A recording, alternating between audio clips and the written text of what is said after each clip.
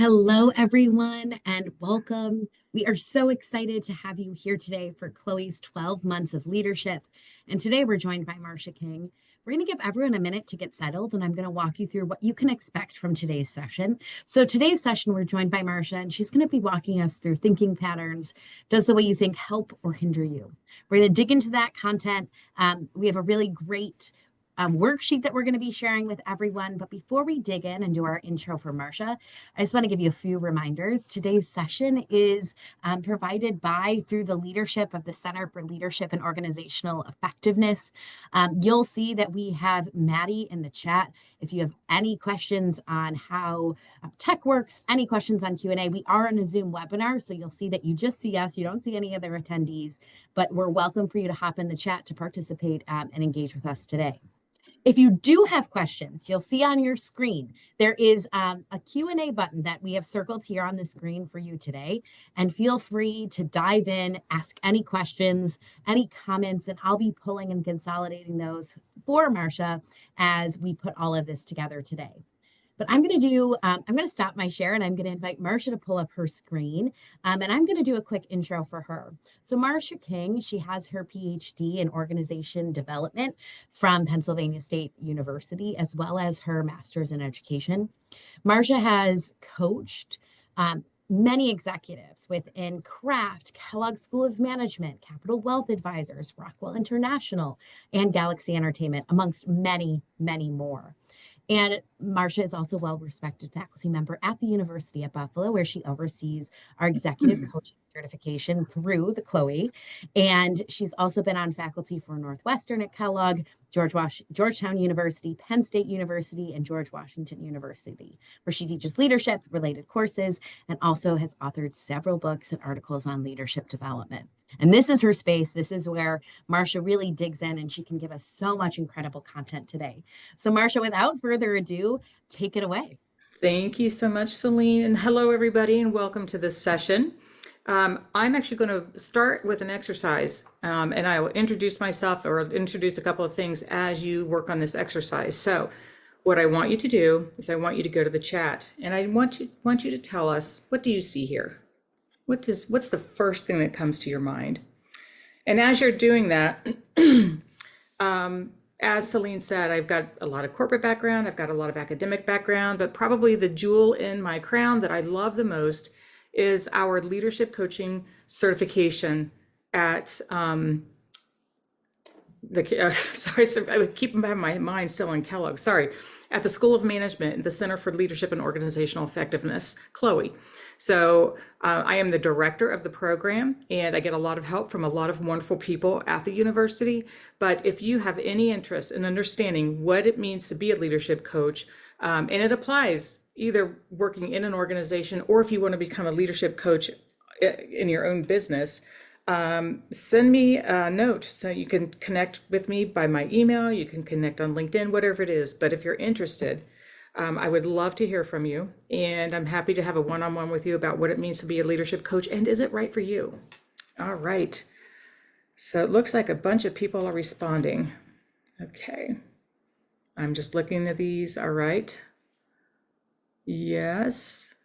Okay, so a log, a road, a lazy worker.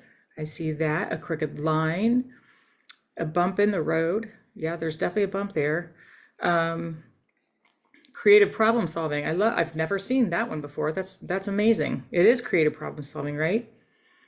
All right. So, you know what? First of all, kudos to you, because I rarely get these responses.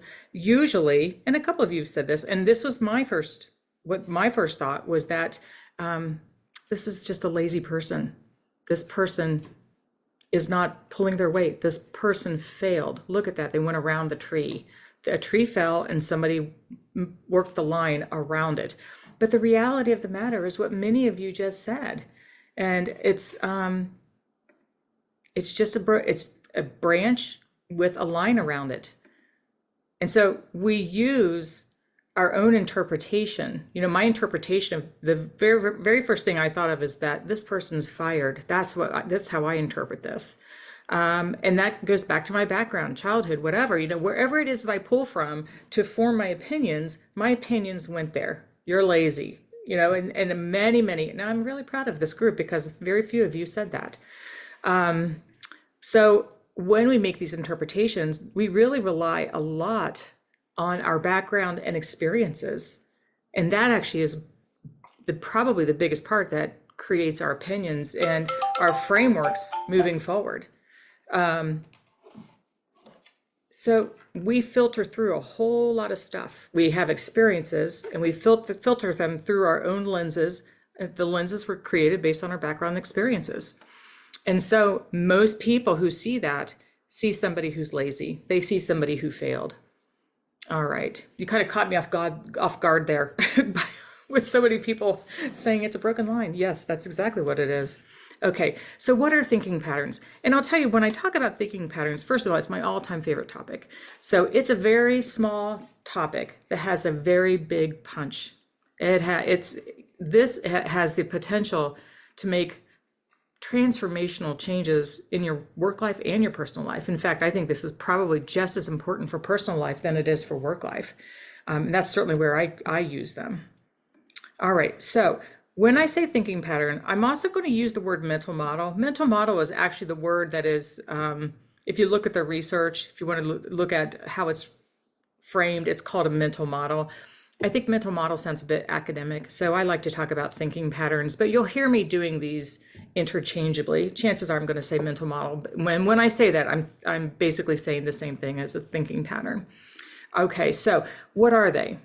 They're frameworks that we have created in our head from all of our backgrounds and experiences. They're mental shortcuts that help us think and do and really impact our behavior. So our behavior is largely influenced by these thinking patterns and mental models.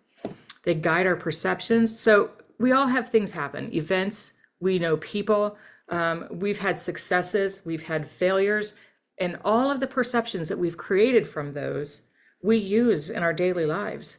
It's not uncommon at all for something that happened when you're, 12 years old to impact how you interact with people today.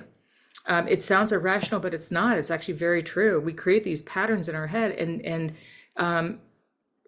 getting away from that, we almost have to recircuit our brain, and which is possible. It's definitely possible.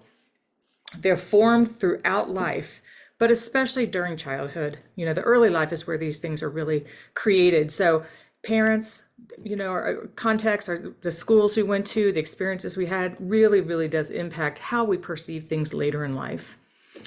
And they get strengthened under stress. So these frameworks, a lot of them are healthy and good. They help us. But for the purposes of this, we're talking about the ones that sabotage us. So we all have them. And, my hope is at the end of this, you will have a better idea of what yours are and how they help you, but how they could be hindering you. Okay. All right. So there are probably thousands of categories of thinking patterns. There are definitely thousands of thinking patterns, but here's just a few of the categories. I picked the ones I think are most relevant. Work and success. We all have perceptions that impact that.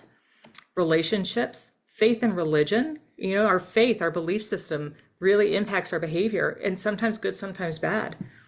Happiness and joy, how we think of those and how we feel like, some people feel like it's an entitlement. Life, liberty, and the pursuit of happiness, right? And so some people think that happiness is an entitlement, and when they don't have it, then the message to them is that they have to go find it, which could impact them, particularly at work. If you're having a tough time at work, what's your inclination? Some people, it's to run, to leave. Problems and failures. Oh, that's a big one. Problems and failures.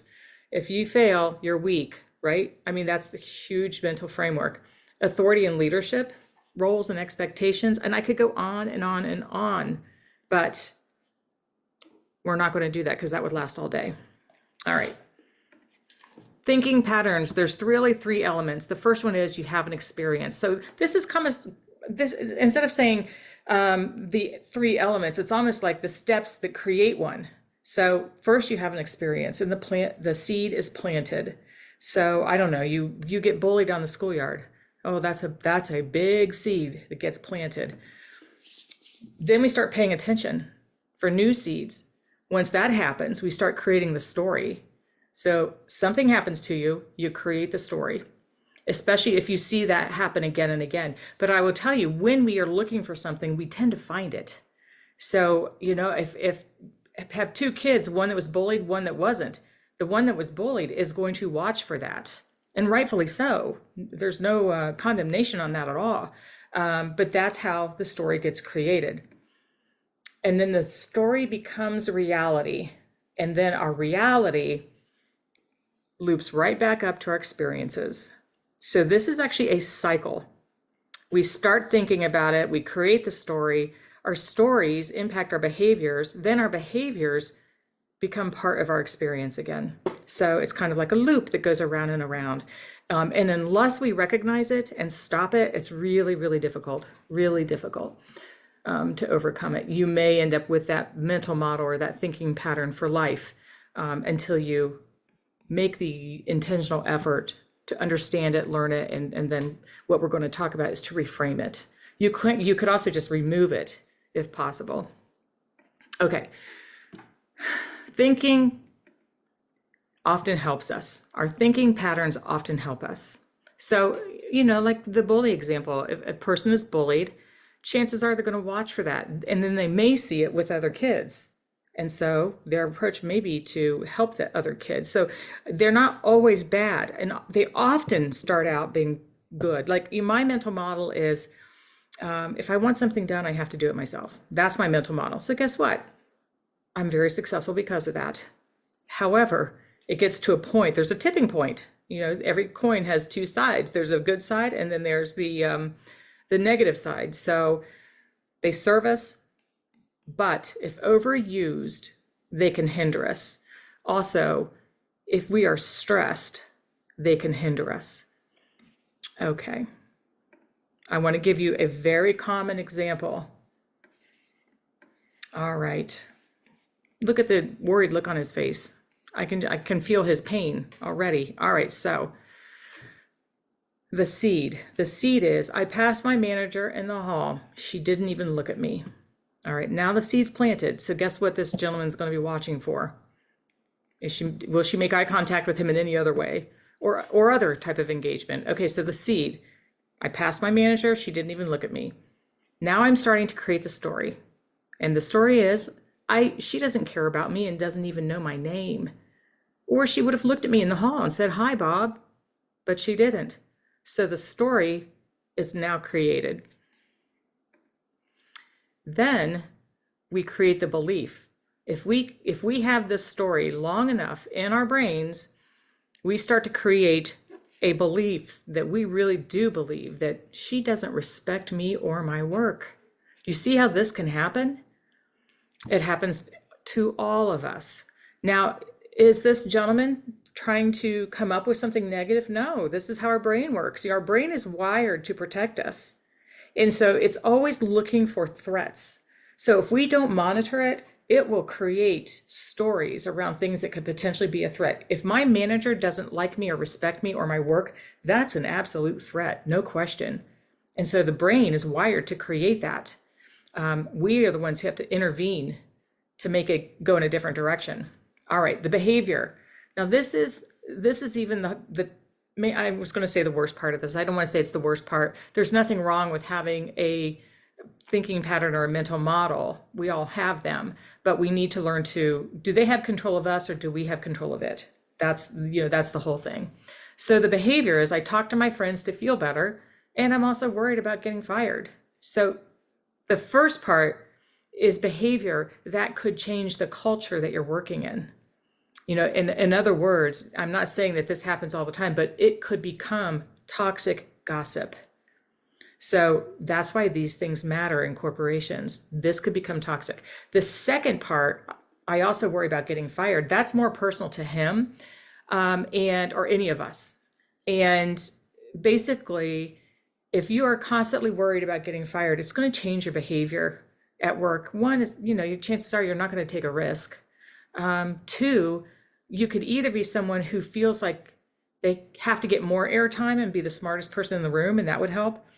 Or and this is my approach, is stay out off the radar screen so that you don't get attention, so that you don't remind anybody.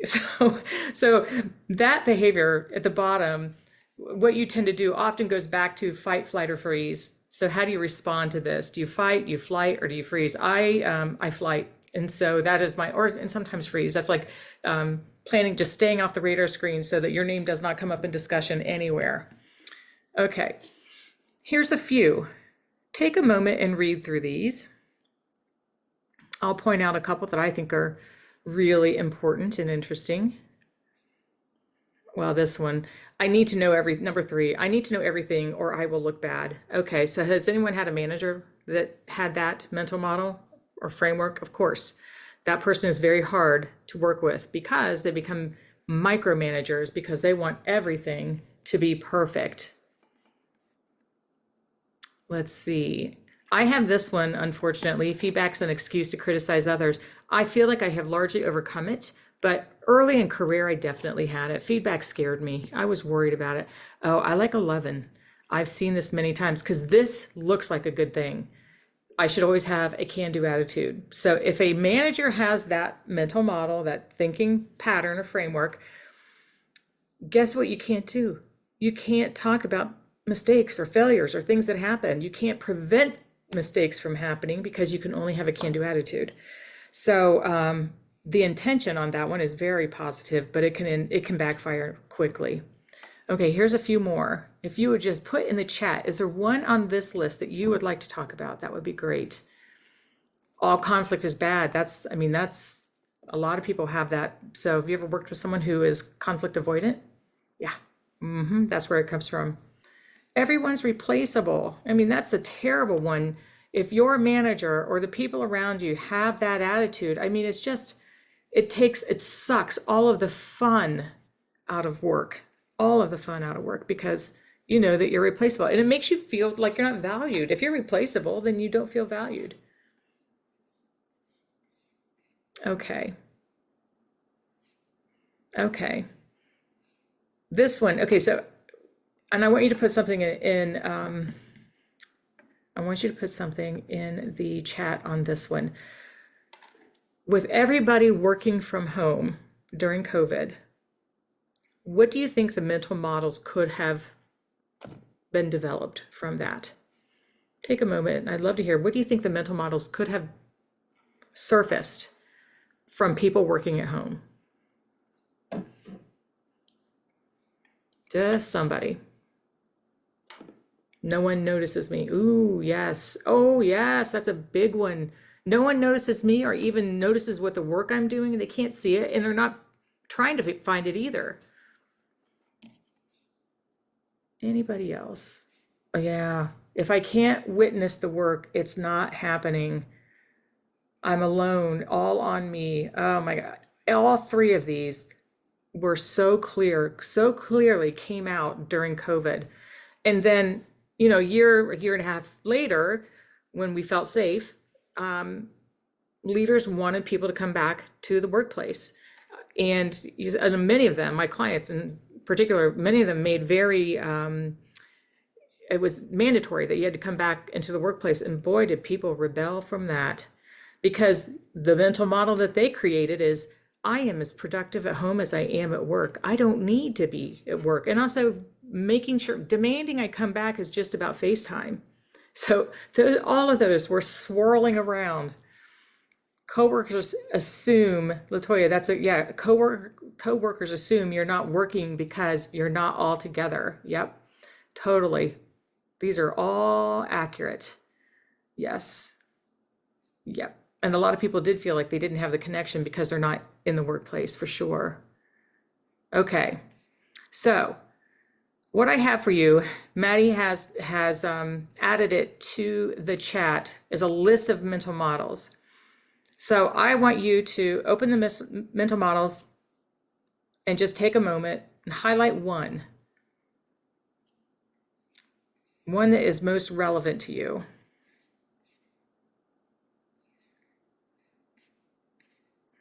And if you feel like sharing it in the chat, that's totally fine. So while you're doing that, I want to show you one quick thing, and this is how to reframe it. So what do once you have this mental model that's not helping? You reframe it. You turn it around to be something different. Like I said, every coin has two sides, which means you can flip the coin. If you want to, you can flip the coin.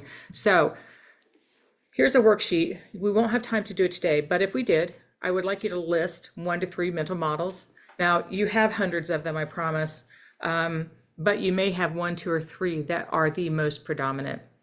I want you to identify how does it help you, because it does to a point, and then I want you to identify ways that it has not helped you. And then the last part is, how do you maximize the positive and minimize the negative? And I'm going to show you an example, and this is of mine. This is mine. If I want something done right, I have to do it myself. This is one that I've struggled with my entire life. I feel like I've made progress on it, but I'm sure that there's points where I haven't, especially if I'm under stress. If I'm under stress, I run right back to that mental model. I run right back to it and say, this is really important, therefore I'm going to do it myself. And guess what that does to the people around me? It tells them that they're not competent, that I think they're not competent. It also prevents them from learning. So on the positive though, I'm productive, efficient, I have expanded capability. On the negative, I'm overly busy because I'm doing everything. I'm burdened, I'm exhausted, and the people around me don't learn. So the way that I have reframed this, and this actually has worked really well for me, is there's really more than one right way. By me jumping in and saying, I have to do this, is basically saying I'm the only one with the right way. So there's more than one right way, right? I mean, I think all of us can say that. Honestly, we all believe that, but how can we act on it? That's what what I've been challenged with, is acting on it. And also teaching people to do, whatever the task at hand is, expands their impact. And therefore it expands my impact. So, okay, so that's how you identify a mental model. You identify what's positive, then what's negative, and figure out a way to take what's good, minimize what's bad, and reframe it in a way that helps everybody. Okay, I'm reading some of yours over here. Okay, yes, Taylor, yes, yes. Okay, if we had time, we'd do a small group discussion, but we don't. This is a very quick topic. So at this point, we've got several minutes. We've got about 5 or 6 minutes. So at this point, please put your questions in the chat and we will answer them together. Take a moment. Marsha, thank you for doing that. And I agree. I want to invite everyone, please feel free to drop your questions in the chat or in the Q&A. To get us started, we have a question. How can I build this into my daily life? So what is a habit that we could start building to really help use this reflection technique? So, what I have done and what seems to work is give ourselves reminders. And so, I don't know, it could be the form of a note to yourself when you're in meetings, and you look at that note in the beginning of every meeting, and the note will say something like, there's more than one right way. And so just to give yourself a reminder. So that's how you can incorporate it into your daily life. But start looking at your behavior and asking yourself, how am I impacting the people around me? Am I making them better, or am I just making myself feel good? So that you could add that sticky note somewhere is how am I impacting others, and what is this doing to me? Am I always the right person? Am I always the one that has to be right? If that's the case, that's not, that doesn't help many people. And in the long run, it doesn't help people with that perception.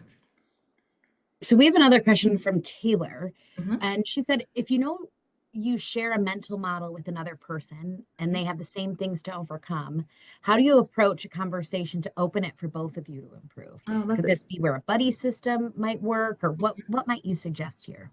Well, first of all, having a coach, coaching each other would be great. A peer coach, a colleague that we really trust.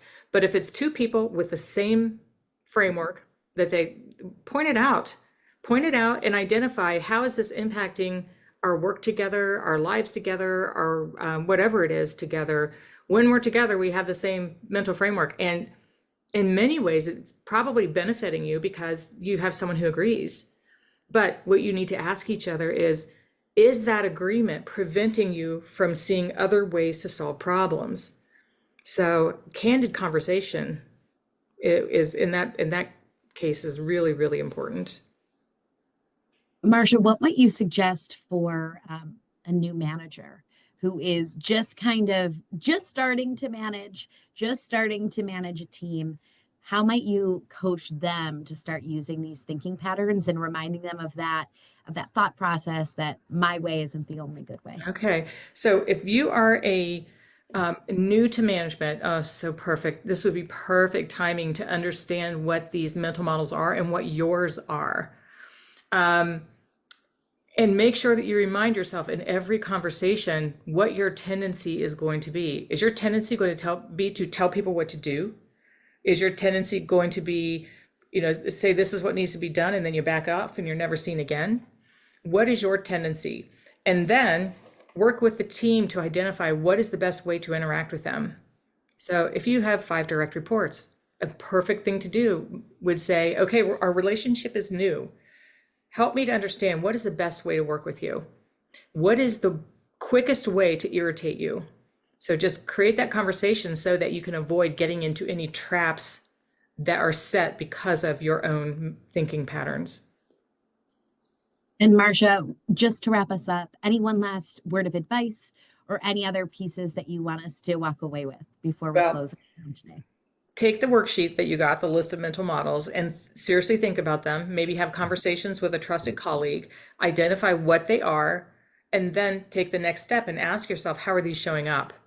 And if they're showing up in a way that's not helping, that's when you can start reframing. So that would be my suggestion. Thank you, Marsha, for your leadership, your insight, and your willingness to kind of jump in today. And these are quick sessions, but what a useful insight for all of us that we can immediately put into action and start really making an impact in our lives as leaders. So to close us out, thank you again to Marsha King. Thank you to our friends at CLOE for hosting and creating space for us to get together and talk about leadership. We will be back together next month, June 2nd at noon, and we have the incredible Ryan Dunlap. He's going to be talking about leadership under pressure. Feel free to take out that your phone, scan our QR code, and get signed up for that session. We can't wait to see you back. Keep leading, keep changing, and enjoy this beautiful Buffalo weather. We will see you back in June. Thank you again, Marsha. Thanks, everyone. Thanks, everyone.